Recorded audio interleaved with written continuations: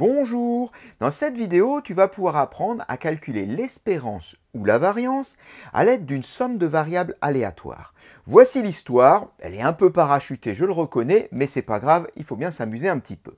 Alors on considère une droite graduée, un axe gradué, et on dépose une petite goutte de confiture au point d'abscisse 10. Ensuite, Pierrot vient avec sa petite fourmi, qu'il a appelée Sophie, et place la petite fourmi à l'origine de l'axe gradué, donc c'est-à-dire au point d'abscisse 0. On considère que notre fourmi ne se déplace que sur l'axe et elle avance à chaque fois d'une unité en une unité. Ni plus ni moins. Par contre, elle peut avancer dans les deux sens. Ce qui fait qu'elle peut aller d'une unité vers la droite dans le sens positif avec une probabilité de 2/3 et d'une unité vers la gauche, donc dans le sens négatif, avec une probabilité de 1/3. 2/3 vers la droite, comme c'est schématisé ici, et 1/3 vers la gauche. Elle est attirée par la confiture, donc elle a plus de chances d'aller à droite que d'aller à gauche. Et on est bien d'accord que ceci se fait de façon aléatoire. Et on suppose que tous les déplacements de Sophie se font de façon indépendante. À partir de là, on va poser une première suite de variables aléatoires, les variables aléatoires xk, donc k c'est un antinaturel, qui va gérer le déplacement de la fourmi à la kème étape. Donc, on va dire que la variable aléatoire xk, elle vaut 1 si la fourmi va vers la droite et vaut moins 1 si la fourmi va vers la gauche, naturelle. Ensuite, on va définir une variable aléatoire Sn. La variable aléatoire Sn va en fait nous donner l'abscisse de la fourmi après n déplacements. Mais Sn, S comme somme, c'est en fait la variable aléatoire somme des x1, x2, x3 jusqu'à xn. Pour comprendre un exemple, admettons que n égale 4. Dans ce cas-là, Sn, c'est-à-dire S4, sera égal à x1 plus x2 plus x3 plus x4. Alors si elle va vers la gauche au premier déplacement, ici j'aurai donc x1 qui sera égal à moins 1. Si elle va vers la droite au deuxième, 1. Admettons qu'elle aille encore vers la droite au troisième et encore vers la droite au quatrième. Si je fais cette somme, ça fait moins 1 plus 1 plus 1 plus 1 et je trouve donc 2. Eh bien, si on admet, on peut le regarder sur le schéma maintenant, que notre fourmi va vers la gauche au premier déplacement, puis vers la droite au deuxième, vers la droite au troisième et vers la droite au quatrième, eh bien, on retrouve bien ici l'abscisse de notre fourmi, 2 qu'on vient de calculer ici en faisant la somme des variables aléatoires. Donc Sn, qui est la somme des variables aléatoires xk, va nous donner en réalité, comme c'est indiqué ici, l'abscisse de notre fourmi après n déplacements. Dans la première question, on demande de calculer l'espérance de xk et la variance de xk. Pour cela, on va utiliser les formules qui permettent de calculer espérance et variance et donc établir tout naturellement la loi de probabilité de xk. Ça, c'est assez facile. On va la présenter dans un tableau. Alors, pour la loi de probabilité, on va déjà écrire les xi. Bien, il n'y en a que 2, soit c'est moins 1 si elle va vers la gauche, soit c'est 1 si elle va vers la droite. Les probabilités correspondantes, on a dit, elle va vers la gauche avec une probabilité de 1/3 et elle va vers la droite avec une probabilité de 2/3. À partir de là, je peux calculer l'espérance de ma variable aléatoire xk. Eh bien, je multiplie tout simplement la valeur par la probabilité qui correspond, moins 1 fois 1/3, plus 1 fois 2/3. Bien, moins 1 fois 1/3, ça fait moins 1/3.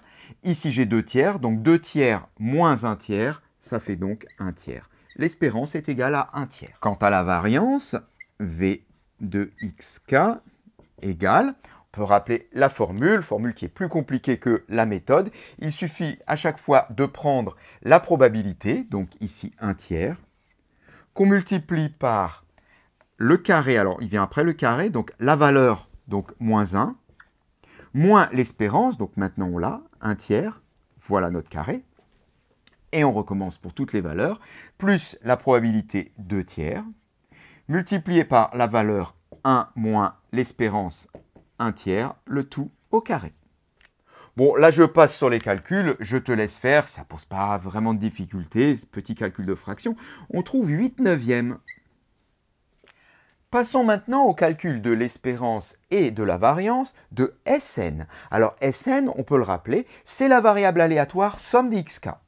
Donc si je veux calculer l'espérance de Sn, bien ça revient à calculer l'espérance de cette somme. Mais ça revient à calculer, on rappelle la formule, la somme des espérances. Or, toutes ces espérances sont égales, on les a calculées ici, pour n'importe quel entier naturel k, on trouve un tiers, c'est-à-dire que là j'ai un tiers, là j'ai un tiers, là j'ai un tiers. Des termes comme ça, j'en ai n, ça va de 1 à n, j'ai donc n fois un tiers, ou plus simplement n sur 3. L'espérance de Sn est égale à n sur 3. On peut passer maintenant à la variance de Sn. Alors, comme tout à l'heure, ça revient à faire la variance de x1 plus x2 jusqu'à xn. Et comme les variables sont toutes indépendantes, cela revient à calculer, on rappelle la formule, la somme des variances. Le principe est le même que pour l'espérance. On a la variance pour n'importe quelle valeur xk, c'est 8 neuvièmes. Or, des termes comme ça, j'en ai n, ça nous fait donc n fois 8 neuvièmes, ou plus simplement 8n sur 9. Alors, dans la troisième question, on nous demande au bout de combien de déplacements, donc on va chercher n c'est le nombre de déplacements, Sophie peut-elle espérer, théoriquement, atteindre la goutte de confiture. Donc on suppose que, quelle que soit sa position, elle va toujours vers la droite avec une probabilité de 2 tiers et vers la gauche avec une probabilité de 1 tiers, même quand elle sera relativement près de la goutte de confiture. Alors, si si on veut qu'elle se trouve au niveau de la goutte de confiture, ça veut dire qu'on souhaiterait qu'elle se trouve au niveau du point d'abscisse 10. Ce qui veut dire que pour espérer qu'elle atteigne théoriquement la goutte de confiture, il faudrait que l'espérance de Sn, puisque Sn donne son abscisse, soit égale à 10. Donc on aurait une petite équation à résoudre, une petite équation d'inconnu n, telle que E de Sn est égal à 10. Et ça c'est assez facile parce que E de Sn, on l'a, c'est n sur 3, soit n sur 3 égale à 10, soit encore n égale à 30. On peut donc dire, théoriquement, après 30 déplacements, Sophie peut espérer atteindre la goutte de confiture. Sachant cela, on voudrait calculer sigma de Sn, c'est-à-dire en fait sigma de S30, ou plus précisément l'écart type de la variable aléatoire S30. On voudrait connaître la dispersion. Eh bien, ça va être assez facile, il suffit d'appliquer cette formule, allons-y. Alors, sigma de S30 est égal à, l'écart type, c'est la racine carrée de la variance, soit la racine carrée de V de S30.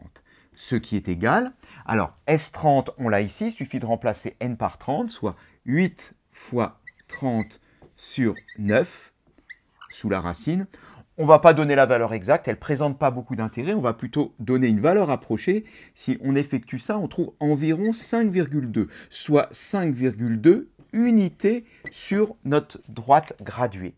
On voit donc 5,2, c'est important quand même comme écart type. On voit donc que la dispersion est importante autour de la moyenne et sur un grand nombre d'expériences, eh bien, on se retrouverait quand même avec une fourmi Sophie qui serait très souvent assez éloignée de sa petite goutte de confiture. Tant pis pour elle et à bientôt.